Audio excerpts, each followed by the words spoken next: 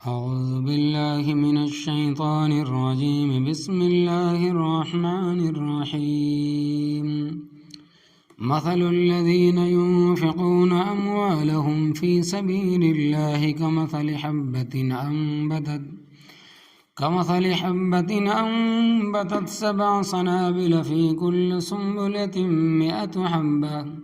والله يضاعف لمن يشاء والله واسع عليم الذين ينفقون أموالهم في سبيل الله ثم لا يتبعون ما أنفقوا منا ولا أذى لهم أجرهم عند ربهم ولا خوف عليهم ولا هم يحزنون قول معروف ومغفرة خير من صدقة يتبعها أذى والله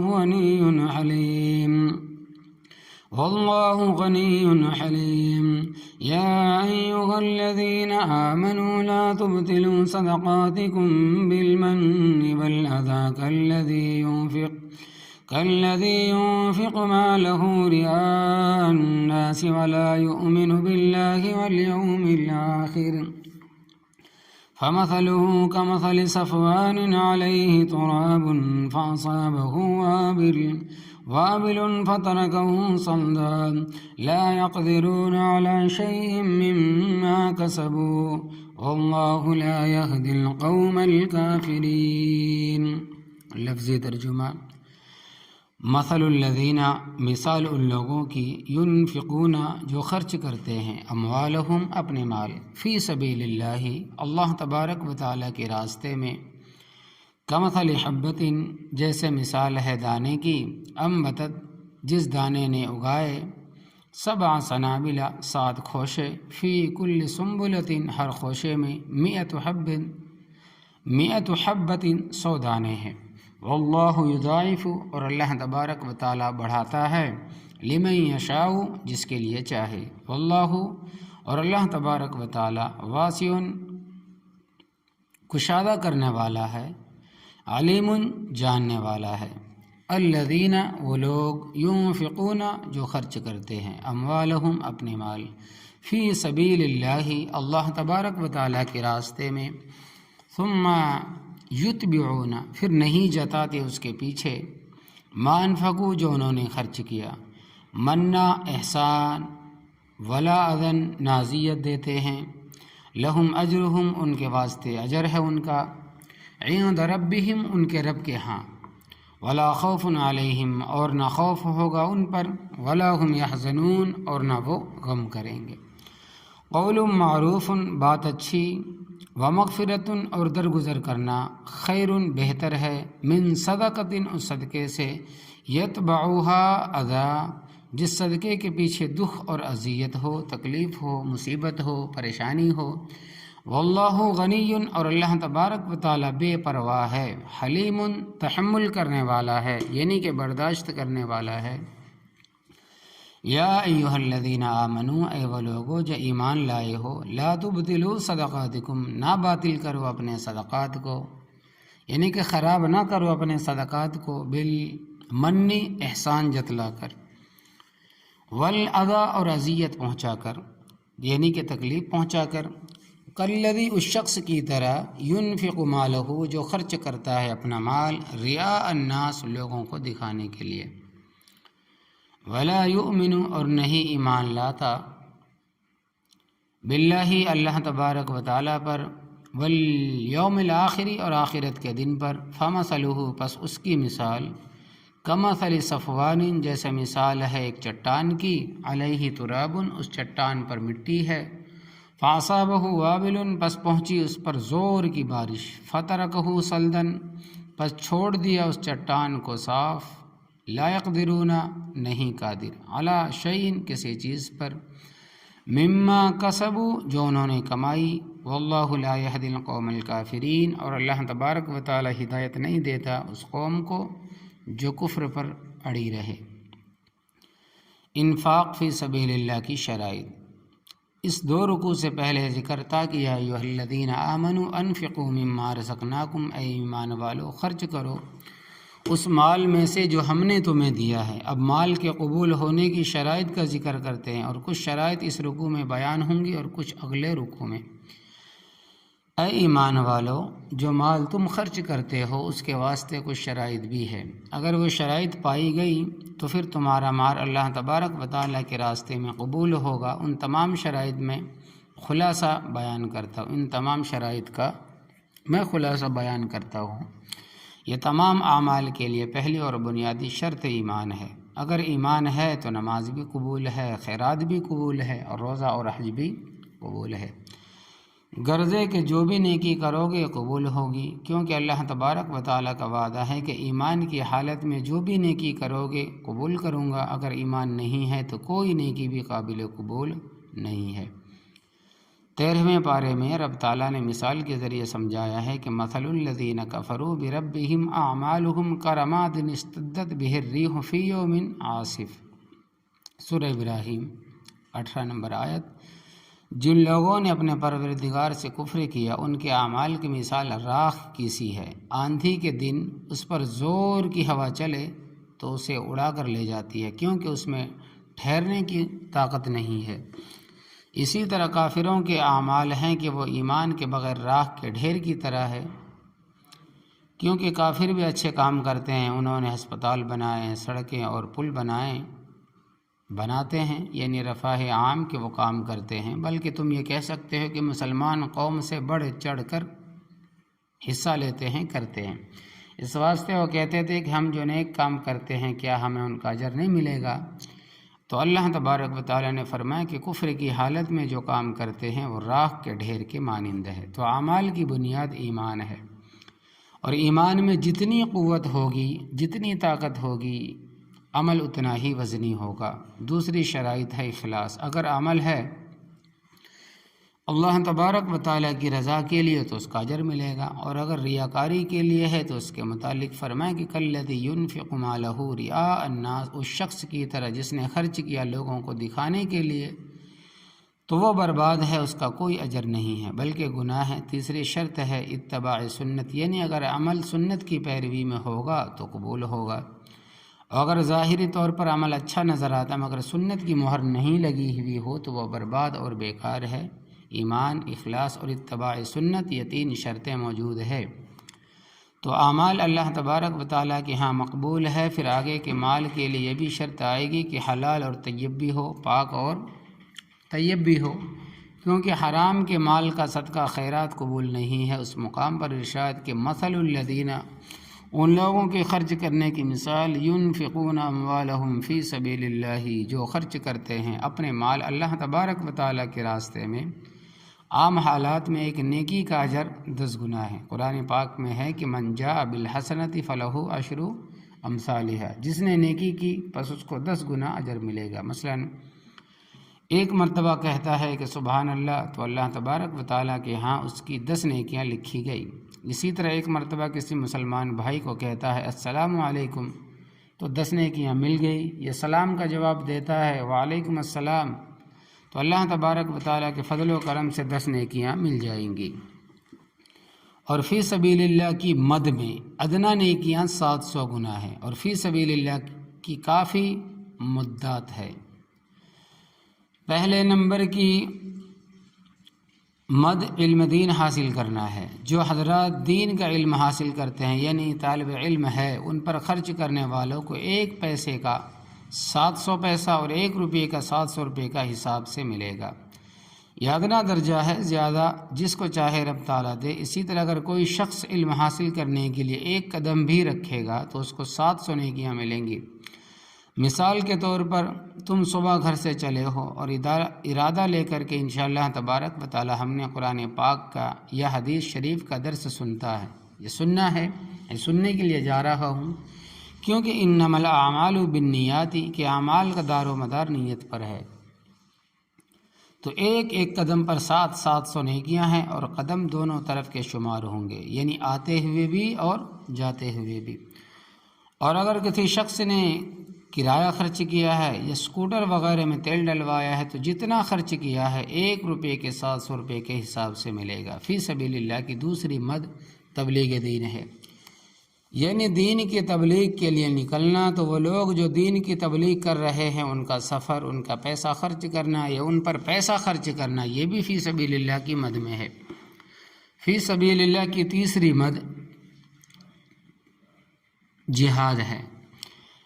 اعلاء کلمت اللہ کے لیے کافروں سے لڑنا، جہاد بھی اسلام کا جز ہے۔ جس طرح تبلیغ ایک شعبہ ہے، اسی طرح جہاد بھی ایک شعبہ ہے۔ فی سبیل اللہ کی چوتھی مد باطل کی تردید کے لیے تحریر کرنا ہے، یعنی کہ جہاد بالقلم۔ اسی طرح جو لوگ دین کی حمایت میں چندہ دیتے ہیں، دین کی مدد میں چندہ دیتے ہیں، وہ بھی فی سبیل اللہ کی مد میں ہے۔ اسی طرح جو حاجی حج کے لیے جا رہا ہے، اس کے قدم بھی فی سبیل اللہ کی مد میں ہے۔ بخاری شریف اور مسلم شریف کی روایت کے مطابق جو آدمی جمعہ پڑھنے کے لیے جاتا ہے، اس کے قدم بھی فی سبیل اللہ کی مد میں ہے، یعنی اللہ تبارک و تعالیٰ کے راستے میں شمار ہوتا ہے۔ اسی طرح وہ شخص جو جائز کمائی کے لیے گھر سے نکلتا ہے، چاہے وہ تجارت کرتا ہے، زراعت کرتا ہے، ملازمت کرتا ہے، نوکری کرتا ہے یا مزدوری کرتا ہے، بشرطے کہ کام جائز ہو، حرام کا نہ ہو، اور عقیدہ بھی صحیح ہو، اور نماز روزے کا بھی پابند ہو، تو اس کے جو قدم بھی چلے گا وہ بھی اللہ تبارک و تعالیٰ کے راستے میں شمار کیا جائے گا۔ تو فرمائے کہ مثل الذین ینفقون، مثال ان لوگوں کی جو خرچ کرتے ہیں اموالہم، اپنے مالوں کو، فی سبیل اللہ، مثال ان لوگوں کی جو خرچ کرتے ہیں اپنے مالوں کو اللہ تبارک و تعالیٰ کے راستے میں فی سبیل اللہ، کمثل حبۃ، جیسے مثال ہے دانے کی، انبتت سبع سنابل، اللہ تبارک و تعالیٰ کے راستے میں کمثل حبۃ، جیسے مثال ہے دانے کی، انبتت سبع سنابل، اگاتا ہے وہ دانہ 700 خوشے، سنابل جمع ہے سنبلتن کی، خوشہ، فی کل سنبلۃ 100 حبہ، ہر خوشے کے ساتھ 100 دانے ہیں۔ ہم نے پہاڑی علاقوں میں مکئی کو دیکھا ہے، یعنی بھٹے کو دیکھا ہے، بسا اوقات ایک ایک پودے کے ساتھ 7 8 خوشے بھی لگے ہوتے ہیں، اور ایک ایک خوشے سے 100 سے بھی زیادہ دانے نکلتے ہیں۔ تو کسان نے زمین میں ایک دانہ ڈالا ہے، اللہ تبارک و تعالیٰ نے اس سے جو پودا اگایا ہے اس سے 700 خوشے لگتے ہیں اور نکلے ہوئے ہوتے ہیں، اور ہر خوشے میں 100 دانے ہوتے ہیں۔ تو جو اللہ تبارک و تعالیٰ کے راستے میں خرچ کرتا ہے، اس کو اسی طرح سمجھو کہ جو بھی نیکی کرے گا وہ 700 گنا تک بڑھ جاتی ہے، اور اسی پر بس نہیں، واللہ یضاعف لمن یشاء، اور اللہ تبارک و تعالیٰ بڑھاتا ہے جس کے لیے چاہتا ہے اور زیادہ دیتا ہے، یعنی اللہ تبارک و تعالیٰ جس کے لیے چاہے اس سے بڑھا دے۔ واللہ واسع علیم، اور اللہ تبارک و تعالیٰ بڑی وسعت والا ہے، علیم سب کچھ جاننے والا ہے، اس سے زیادہ علم کسی کے پاس نہیں ہے۔ صدقے کے بعد احکام، آگے صدقات کو باقی رکھنے کی شرائط کا ذکر ہے۔ ایمان، اخلاص، اتباع سنت، یہ شرطیں ہیں قبولیت کی، اور صدقات کو باقی رکھنے کی شرائط یہ ہیں، اور شرائط بڑی سمجھنے والی اور یاد رکھنے کے قابل ہے۔ اللہ تبارک و تعالیٰ فرماتے ہیں کہ الذین ینفقون، وہ لوگ جو خرچ کرتے ہیں، اموالہم، اپنے مال، فی سبیل اللہ، اللہ تبارک و تعالیٰ کے راستے میں، ثم لا یتبعون، پھر پیچھے نہ لگائے، ما اس چیز کے انفقو جو انہوں نے خرچ کی، منا احسان، یعنی احسان نہیں جتلاتے کہ میں نے تیرے ساتھ یہ بھلائی کی ہے،